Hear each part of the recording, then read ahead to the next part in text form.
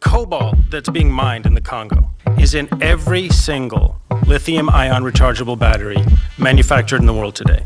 Every smartphone, every tablet, every laptop, and crucially, every electric vehicle.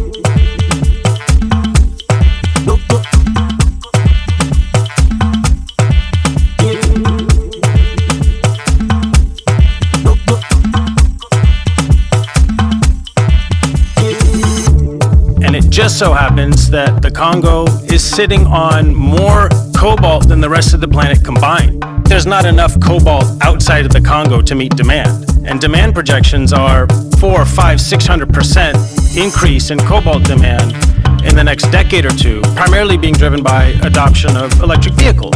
Each battery pack in an EV requires up to 10 kilograms of refined cobalt. That's 1,000 times what's required for a smartphone.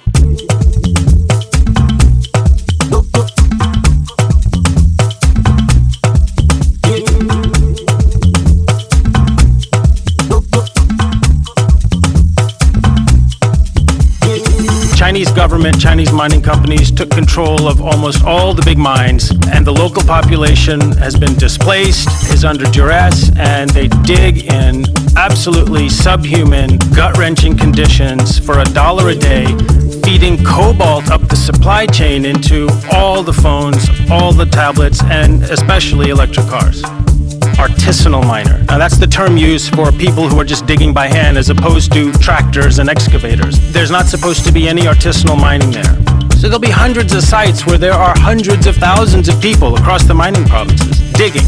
They don't have safety equipment. Cobalt's toxic to breathe. They're breathing it in all day.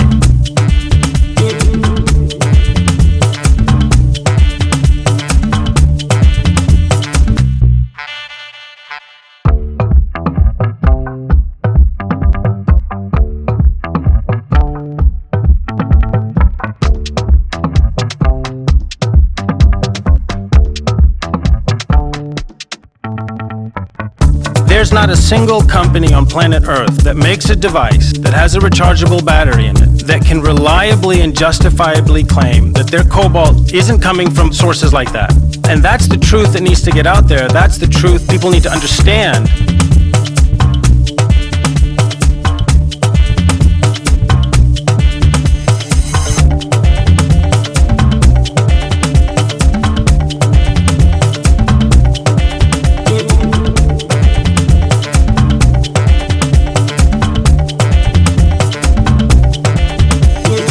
.8 million women have been targets of brutal sexual assault. And today in the DRC, mass rapes are no longer confined to war zones. They've become routine. Eastern Congo is one of the world's top 5 producers of coltan, a mineral essential to the production of laptops, tablets, and cell phones. Prices for coltan are soaring, making the mines high-value targets for different rebel groups. These groups raid the mines and then use the spoils to buy weapons and supplies. This makes working conditions extremely dangerous for these women, who have no choice but to work here after losing their farms and families to the same rebel raiders. Dan Gertler, an Israeli, struck up a relationship with Congo's president, Joseph Kabila. First, he had access to diamonds, and then he got access to minerals, copper and oil. He became a billionaire off of the Congo. He's currently on the US sanctions list because of corrupt operations. He was identified as being part of an effort with a Wall Street firm, fined by the Justice Department, hundreds of millions of dollars. Here it is that you have a hedge fund on Wall Street, who basically had a slush fund that they gave to Dan Gertler in order for him to corrupt Congolese officials to get mining concessions. And Gertler worked it so well that even though he's on the US sanctions list, because of his relationship with a major mining company called Glencore, Gertler currently gets $200,000 a day in royalties, even though he's on the sanctions. Put that in perspective for people. 7 out of 10 Congolese, 70 million of the 100 million Congolese live on less than $2.15 a day.